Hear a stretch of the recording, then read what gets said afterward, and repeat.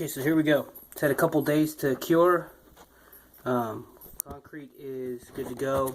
A cement mix. It's not concrete. There's no rock in it. It's just sand, Portland cement mix, and some light fiber.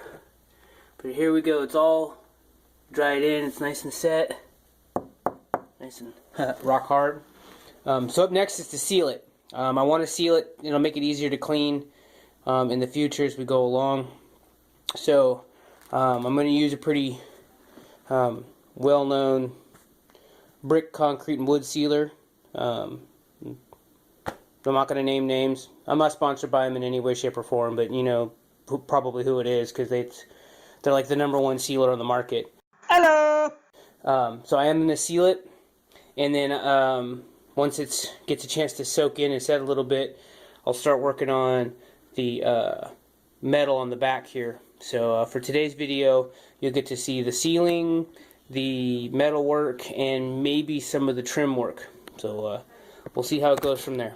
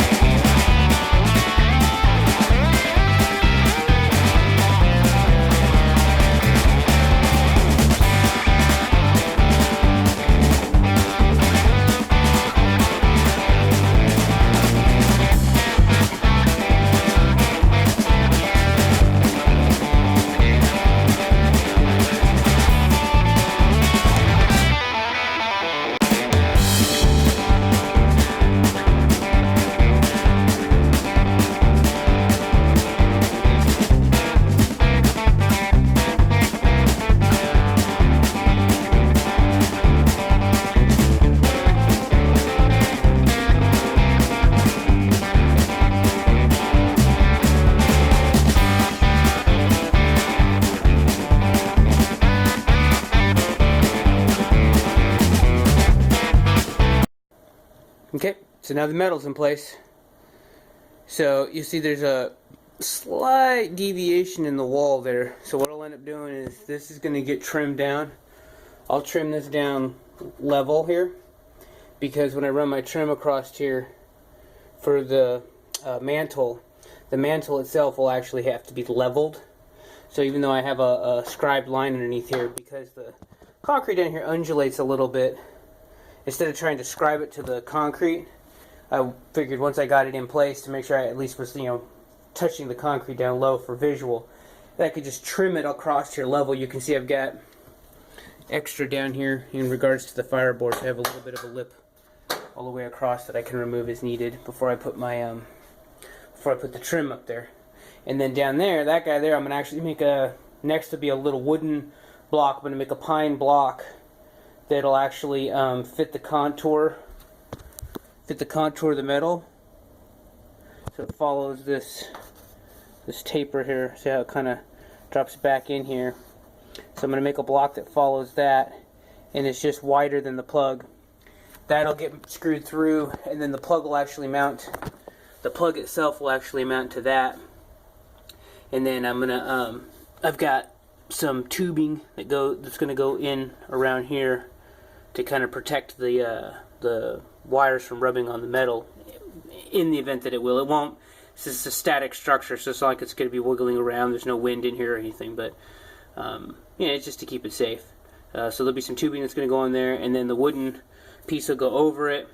Plug will get to screw to that, and then we have a wooden cap that we're going to get just an actual pre-made wooden outlet cover, paint grade pine. It'll be pine or either pine or spruce, but we're just going to clear coat it. Like all the rest of the trim that's going to go up and on here. So, there's the reflective backing for now to help radiate heat. Give us some thermal protection between the stove and the walls. And give us a nice, somewhat rustic cabin look. For now, I'm just going to finish up a little bit of this trim work.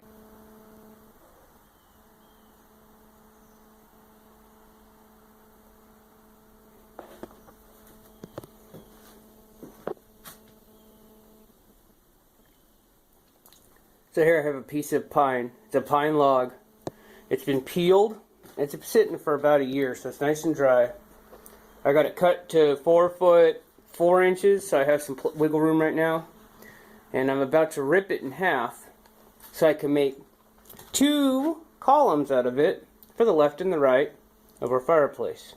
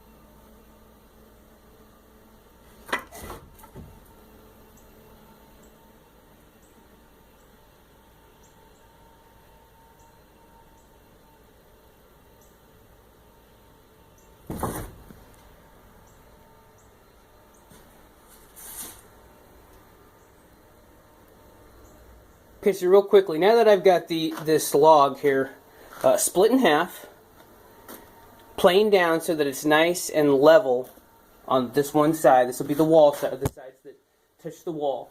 I did the same thing I did when I built my timber frame shop here. I'm running off of what's called a centerline layout. So I found the middle on both ends, right? Because it's a little bit thicker at this end. This is technically where the base of the tree was. The roots were, down this way somewhere. And so it tapers narrower up to the top here. And I'm going to keep that. So this is going to be the top of my trim pieces where the corbels are going to mount for my mantle. And then this is going to be the bottom part that sits near the floor. And I say that because I'm going to be putting in 1/2 inch thick laminate flooring once this fireplace or stove project's done. Which is one of the reasons why I left a lip on the trim around the hearth. So anyways, now I'm going to go off a center line here. This will give me the opportunity to appropriately square off the top and the bottom at a 90-degree angle so it's nice and flush. It'll also give me a line to work off of in regards to insetting my corbels, which I'm also going to do to give it a more finished look, which you will see shortly.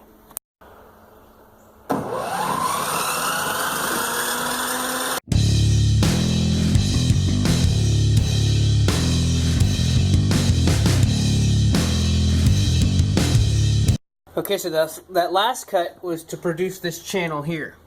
I got to clean it up a little bit, but this is where the corrugated metal and fireboard is going to go behind this particular leg. So as you can see here, I got this one marked with an R. So that's my right. So it'll go on the right side, and then the fireboard and corrugate will be able to go behind here. When it gets pinned against the wall, it'll be nice and flush, and it'll be tight against the wall on this edge as well. So that's what that cut was for.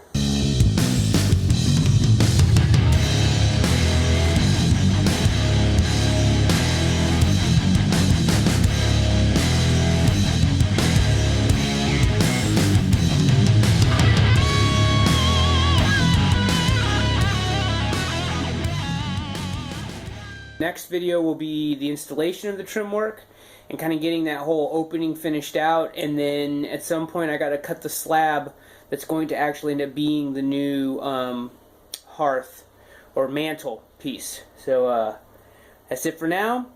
Thanks for watching, and I'll see you on the next one.